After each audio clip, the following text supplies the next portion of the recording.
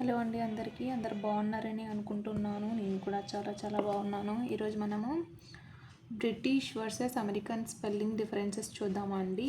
ఈసారి టెట్లో స్పెల్లింగ్స్ ఇచ్చాడు. మనము బ్రిటిష్ ఇంగ్లీష్ ఒకలాగా, అమెరికన్ ఇంగ్లీష్ ఒకలాగా డిఫరెంట్గా ఉంటాయండి. అదేవే చూద్దాము కొన్ని. బ్రిటిష్ ఇంగ్లీష్లో కలర్ COLOUR, అమెరికన్ ఇంగ్లీష్లో అయితే COLOR.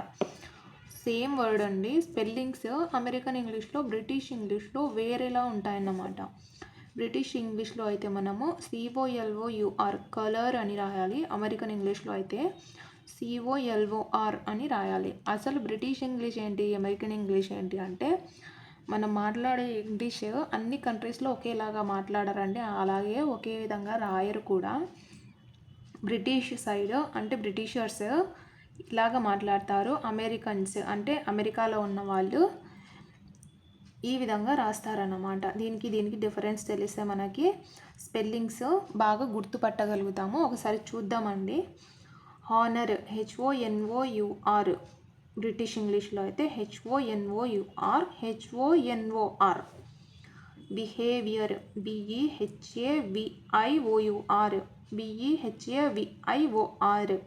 మీరు ఒకటి గమనిస్తున్నారా? ఇక్కడ యూ ఎక్స్ట్రా వస్తుంది. ఓ ఉన్న చోటంతా ఇక్కడ యూ కూడా వస్తుంది. బ్రిటిష్ ఇంగ్లీష్లో అయితే. అమెరికన్ ఇంగ్లీష్లో అయితే ఓన్లీ ఓ మాత్రమే ఉంటుంది కదా. దీన్ని బట్టి బ్రిటిష్ ఇంగ్లీషే కొంచెం కాంప్లికేటెడ్ ఇది కొంచెం సింపుల్గా ఉంటుంది. మనకైతే ఇదే అలవాటు అండి. బ్రిటిషర్స్ మనల్ని పరిపాలించారు కదా. ఇంకోటి చూద్దాము. RE వర్సెస్ ER అంటే మనము బ్రిటిష్ ఇంగ్లీష్లో RE యూస్ చేసే చోట అమెరికన్ ఇంగ్లీష్లో ER యూస్ చేస్తామండి. చూడండి, CENTER అంటే ఇది కరెక్టే అండి. స్పెల్లింగ్ పరంగా రాస్తే మనము centre CENTER, THEATRE theatre, THEATER theatre, THEATER, FIBRE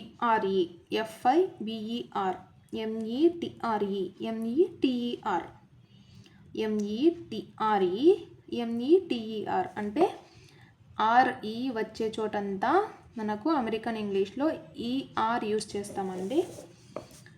CE versus SE అంటే బ్రిటిష్ ఇంగ్లీష్లో CE యూస్ చేసే చోటంతా అమెరికన్ ఇంగ్లీష్లో SE యూస్ చేస్తాము. డిఫెన్స్, దీనికి ఎగ్జాంపుల్ వర్డ్స్ చూద్దామండి. డిఫెన్స్ ఇవి కొంచెం గుర్తు పెట్టుకోండి, ఒకటికి 2 సార్లు చూసి. Defence DEFENSE. Offence, licence,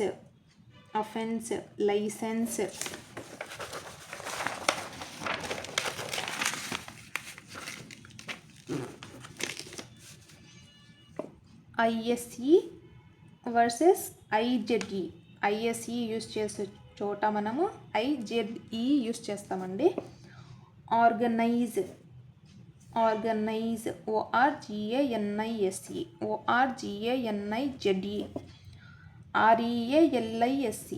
REALISE, ISE ఉన్న చోటంతా మనము IZE యూస్ చేస్తాం. ఎక్కడ? ఇదేంటండి? British English. ఇది American English. Recognize RECOGNIZE, ISE ఉన్న చోటంతా IZE యూస్ చేస్తామండి మనము అమెరికన్ ఇంగ్లీష్లో. LL స్పెల్లింగ్స్ ఎలా ఉంటాయో చూద్దామండి. Travelled TRAVELLED. బ్రిటిష్ ఇంగ్లీష్లో మాత్రమే మనము LL యూస్ చేస్తున్నాం. చూడండి, దీనికోసము ఒక 4 ఎగ్జాంపుల్స్ ఉన్నాయి వర్డ్స్.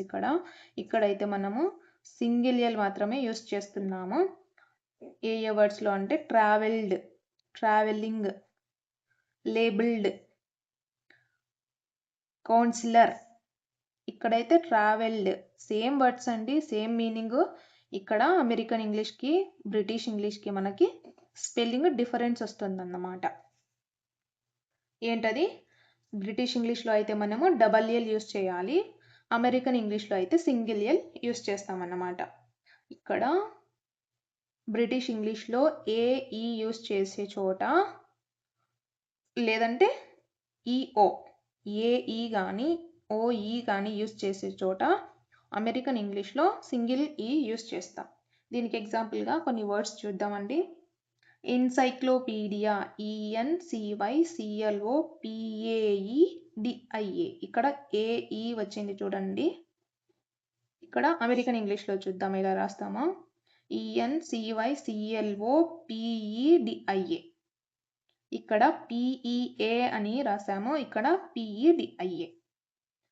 అలాగే ఇలా ఇక్కడ చూడండి, అనీమియా, ANAEMIA, ఇక్కడ ఏఈ ఉన్న చోట ఇక్కడ ఈ యూస్ చేసాం.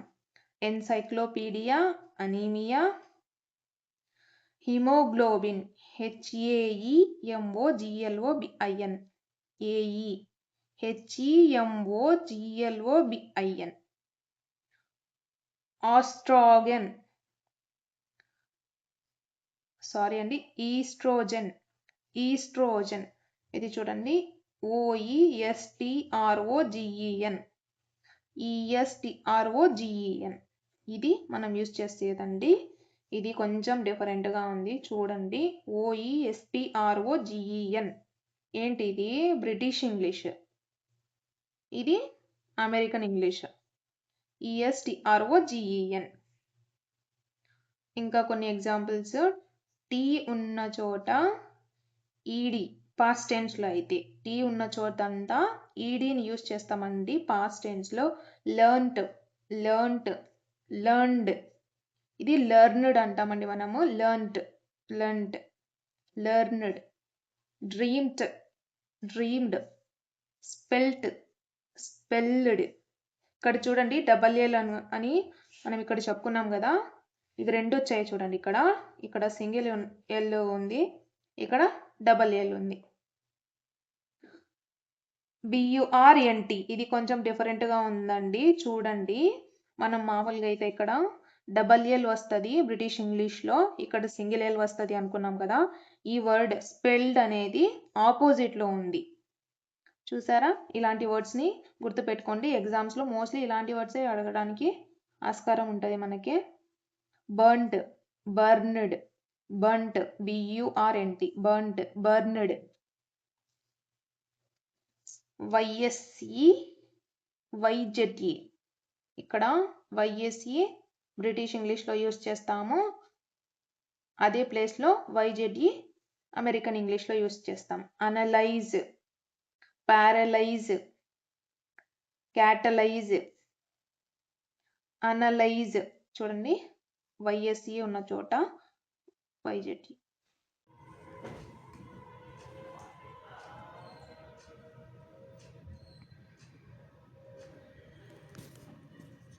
सर सतीश कॉल कर रहे हैं, मिला लूँ.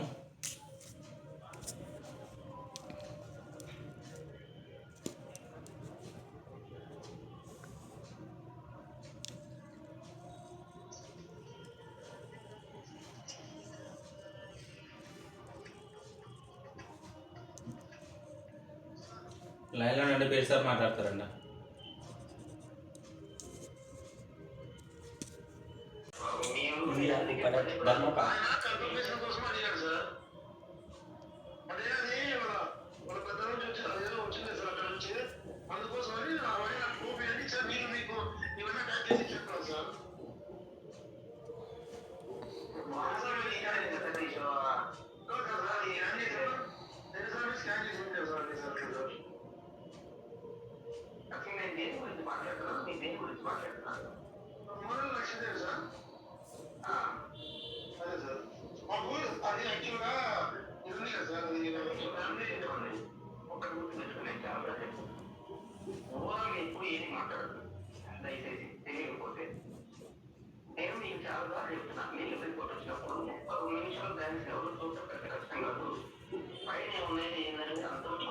రిసీప్ట్ అయ్యా సాలరీ ఏం పడ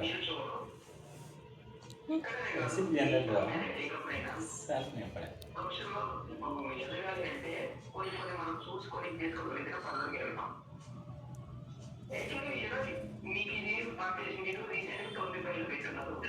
దీంట్లో ఎన్నో తెలుసు అంటే ఎఫ్ఎంసీలో అవి అవసరమా అవసరం లేదా అనేది మీకే క్లారిటీ లేదు. ఈ మాత్రం టైంలో ఎందుకు ఈ టైంలో నేను చూడాలంటే అది నేను చూసి ఇచ్చినాక పెట్టారు మీరు. ఉదయప్పుడు ఉదయం కాల్ చేసే కదా కనీసం అది తీసి దాంట్లో ఏముందా ఏం అవసరం లేదనే సమస్య కదా. ఏమేమైనా లేదు మనట్లేదు కదా. అవసరమైనప్పుడు ఇన్ని వచ్చినాయి అసలు దీంట్లో ఈ నిజంగా అవసరమా లేదా నేను కన్ఫర్మ్ చేసుకోవాలంటే ఇవన్నీ మొత్తం చెక్ చేస్తే కానీ నేను కన్ఫర్మ్ చేయలేదు. ఒక్క దీనికి 3 టెస్టులు 3 ఎఫ్ఎంసీలు వచ్చినాయి. ఇన్నిట్లో ఇదంతా కరెక్ట్గా ఉన్నా లేదా కరెక్ట్గా ఉన్నా లేదని నేను కాల్ చెక్ చేస్తే కానీ నేను కన్ఫర్మ్ చేయలేదు. అదే బ్యాచ్ లో ఉదయం నుంచి సాయంత్రం దాకా మేము ఒక్క ఫైల్ ఈరోజు డిస్కస్మెంట్ చేసాము. ఒక మధ్యాహ్నం దాకా వేరే ఫైల్ తిరిగిన తర్వాత అసలు దీన్ని ఏముంది లేదండి ఒక్కసారి చూడొచ్చు కదా ఎంత తక్కువ కావాలా.